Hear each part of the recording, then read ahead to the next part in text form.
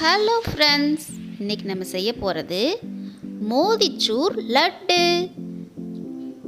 Bakery style.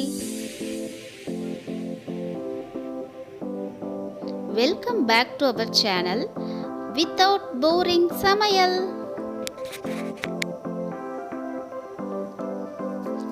ஒரு mixie ஜாரில் 300 gram sugar எடுத்து 4 ஏலக்காய் போட்டு பொடிச்சு வச்சுக்கலாம். இப்போது 300 கிராம் கடலை பருப்பு எடுத்து நான் 1 மணி நேரம் ஊற வச்சுருக்கேன். அதையும் அது ஜாரில் போட்டு பக்கோடாவுக்கு அரைக்கிற மாதிரி கொரகொரப்பாக அரைச்சி எடுத்து வந்துடலாம்.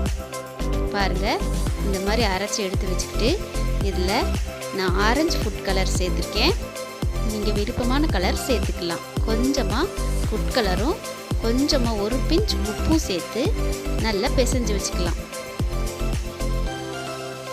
இப்போ இதை அடுப்பில் ஒரு பாத்திரத்தை வச்சு ஆயில் சேர்த்து சூடு பண்ணியிருக்கேன்.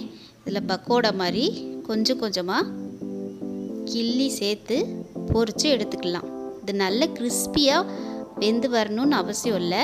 இந்த கடலை மாவெல்லாம் வெந்தால் மட்டும் போதும். அந்த மாதிரி பொரித்து எடுத்துக்கலாம்.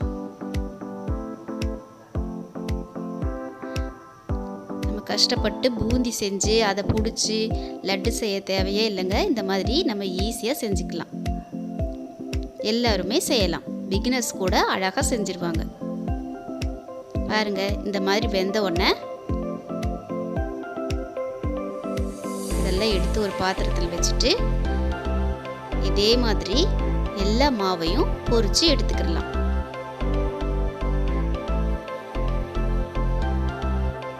பாருங்க, இப்போ இந்த பொரிச்சு வச்சிருக்கிறதெல்லாம் மிக்ஸி ஜாரில் சேர்த்து ஒரு சுற்றி இப்படி எடுத்துகிட்டு வந்து வச்சுருக்கேன். இப்போ அதே கடாயில் 3 டேபிள் ஸ்பூன் நெய் சேர்த்துக்கலாம்.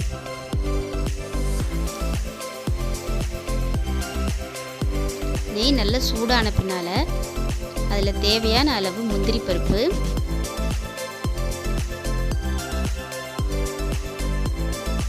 சேர்த்து முந்திரி பருப்பை கொஞ்ச நேரம் வறுத்து விட்டுக்கலாம்.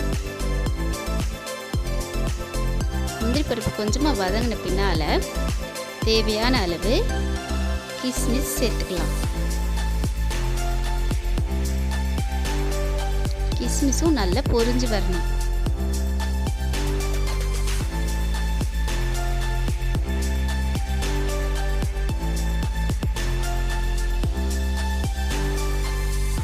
பாருங்க, இந்த மாதிரி கிஸ்மிஸ் பொரிஞ்சு வந்த பின்னால் நம்ம பொடிச்சு வச்சிருக்கிற கடலை பருப்பு மாவை அதில் சேர்த்துக்கலாம்.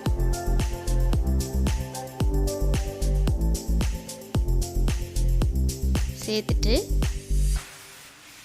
அந்த நெய்யில் எல்லாம் மிக்ஸ் ஆகிற மாதிரி நல்லா கலந்து விடலாம்.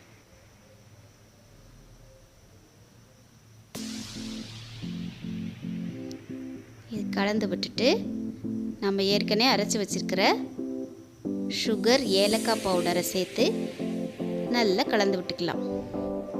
இது ரொம்ப மெல்ட் ஆகணும்னு அவசியம் இல்லை. அந்த சூட்லேயே இந்த ஜீனி கரைஞ்சிரும். நல்லா கலந்து விட்டுடலாம். இந்த தீபாவளிக்கு உங்கள் வீட்லேயும் இந்த ஸ்வீட்டை ட்ரை பண்ணுங்க ஃப்ரெண்ட்ஸ். பாருங்க, இந்த மாதிரி கலந்து விட்டுட்டு ஸ்டவ்வை ஆஃப் பண்ணிவிட்டு கொஞ்ச நேரம் ஆற விட்டுடலாம். ஆறின பின்னால் நல்லா ஒரு தடவை மிக்ஸ் பண்ணிவிட்டு ஜீனியும் கடலைப்பருப்போட மாவும் நல்லா கலக்கிற மாதிரி மிக்ஸ் பண்ணி விட்டுட்டு நமக்கு தேவையான அளவில் உருண்டைங்களை பிடிச்சி உருட்டி வச்சோம்னா அருமையான சுவையில் மோதிச்சூர் லட்டு ரெடி. இந்த டிஷ்ஷை நீங்களும் ரசித்து சமைங்க, ருசித்து சாப்பிடுங்க.